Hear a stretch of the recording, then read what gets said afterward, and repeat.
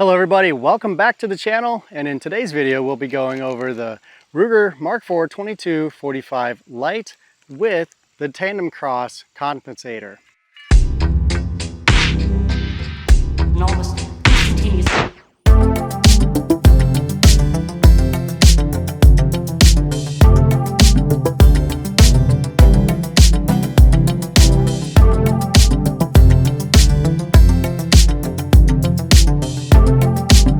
Cross compensators for the Ruger 22/45 Lite, and this is the Game Changer Pro version. As you can see, I did get the stainless one. They do offer a black version as well, but with the stainless one, when I clean it, I can actually see that it's actually clean.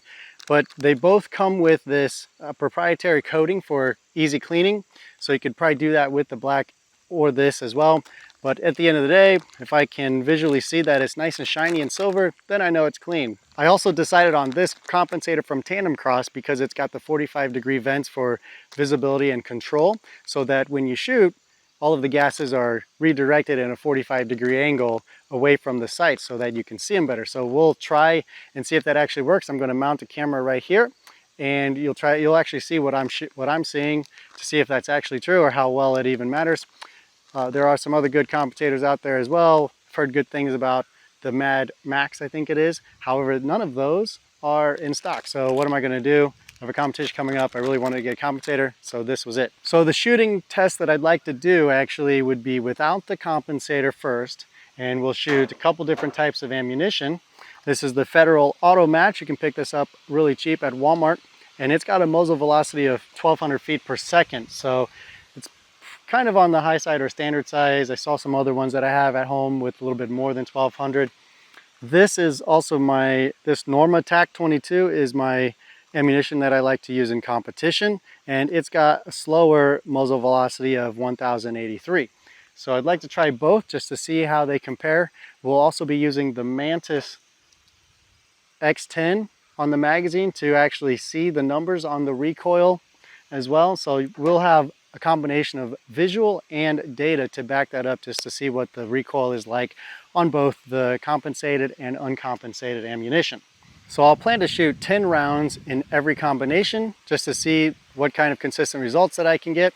I'll be shooting at some steel, looks to be about 8 yards away, and I'm not going to be shooting super slow or accurately or also shoot super fast rapid fire. I'll probably try to meet in the middle, probably more on the fast end of things just to see if I can get a difference in feel between the compensator and not the compensator. So the whole test is primarily built around how the compensator works and how good it looks. All right, without further ado, let's get to shooting. Now this camera does not really affect my vision. It's right in the center of my face. And when I shoot with both eyes open and I point the gun in front of me, I can still see the sights perfectly because I'm right eye dominant. And when I shoot with both eyes open, the sights are focused more on my right eye. And so I can still get a good sight picture there. And hopefully you guys can actually see how the muzzle gases are being deflected. Let's get the Mantis X10 started here as well.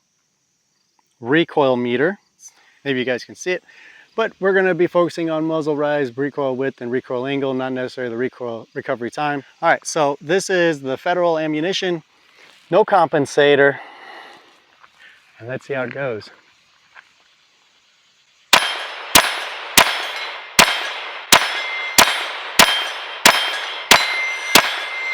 It's a little bit windy today, so I noticed the gases were going to the left here.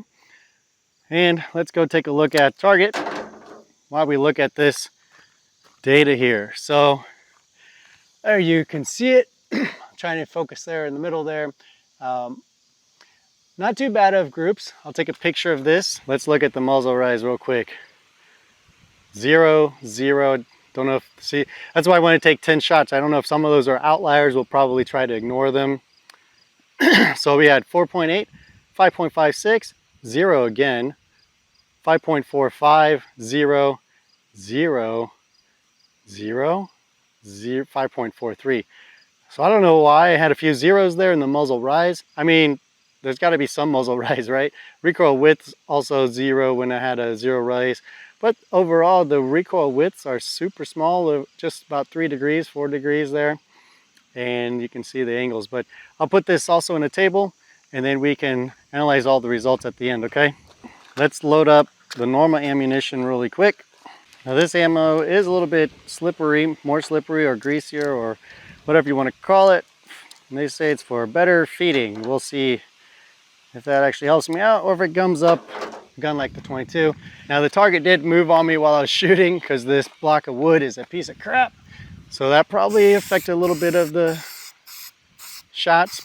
All right, here we go with the Norma ammunition, what I use in competition. And let's see how it does, okay? Oh, failure, what's up with that?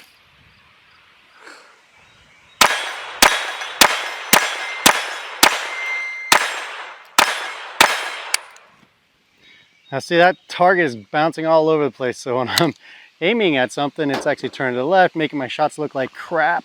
But as you can see, the first 3 shots were nice in line. Multiple groups there. But yeah, these outside ones, it's when the target started to move left and right after hitting it. So take that with a grain of salt. But anyway, you can tell that I didn't get good data at all. There's a lot of zeros on there, but you know, that ammo felt super smooth, super light. Actually, it did feel like there was hardly any recoil anyway, probably due to it being good match ammunition and only 1,000 feet per second. So maybe that should really even feel even less when I put the compensator on there. So let's go ahead and put the notes in there. So far, so good. Do like that Norma ammunition a lot. All right, now it's time to put in the Tandemkross Compensator. As you can see, it's still sealed up here. This video is live and we're all gonna find out together how well this does. I have never shot it before, and that way everybody gets honest and true feedback. So take off the end here, the thread protector of 2245. And yes, obviously this is unloaded. You can see bolts back, no magazine, no ammunition. So they give you this and also an O-ring.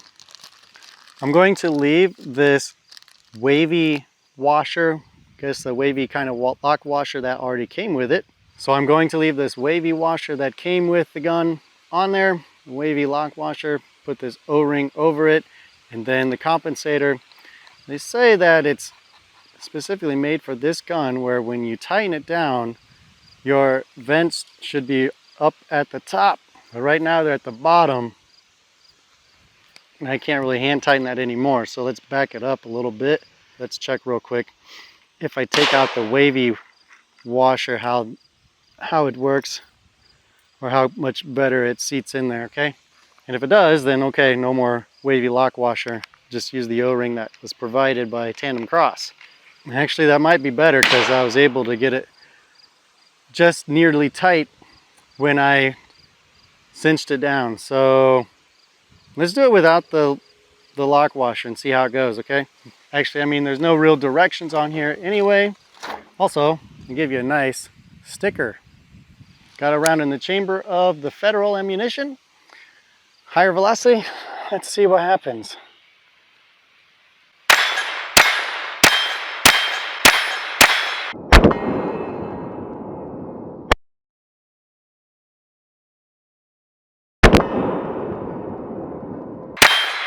Okay, let's go check it out. I really hate this target moving a lot. It's making it look bad or worse than it did. But if I go based on feel, that did feel a lot better, and it did feel like a lot less recoil at the end.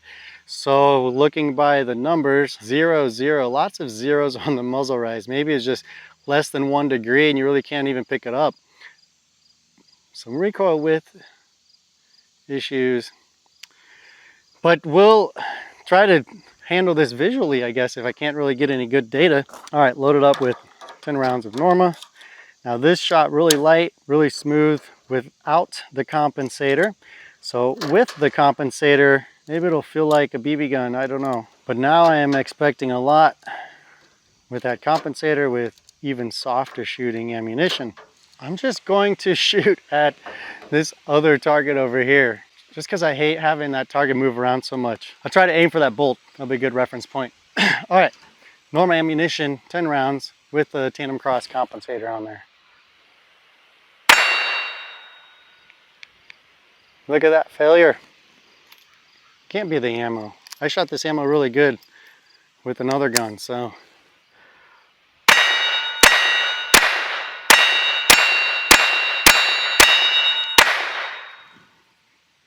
Is that enough evidence for you guys that I'm not too terrible of a shot on the rapid fires? Because over there you can see a whole bunch of a big old right spread because the target's moving around.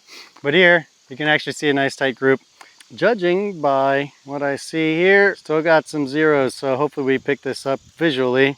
Okay, so far this has been a lot of fun shooting with the compensator, so let's do some rapid fire just to see how the recoil looks on camera as well. All right, so first up, let's go ahead and do this Federal Ammunition. 10 rounds, steel target.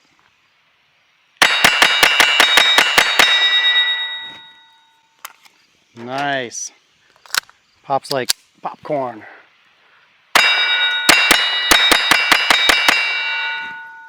Little breaker pause in there, but you can see really quick the ammunition or the shots on the left side of the steel is from the Federal. The right is the Norma. Pretty good, I'd say. Maybe with that pause on the right, I did a little bit better regrouping my sights, but yeah, that compensator is amazing.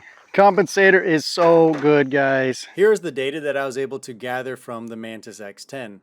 It's basically not usable or worthless. I'm not sure what the issue is. It could be that the 22 just doesn't register very well with the Mantis since it's such a light load, or if the Mantis just isn't sensitive enough. There are a lot of zeros that I can't really consider, and also some very large numbers that I don't even get when shooting 9mm. I mean, I guess you could look at the Norma ammunition and compare the average muzzle rise with Federal ammunition on the no compensator and see that there is a pretty good reduction there, but I don't know how much you can trust that. So anyway, here's the info. Take it with a grain of salt and let's compare it visually next.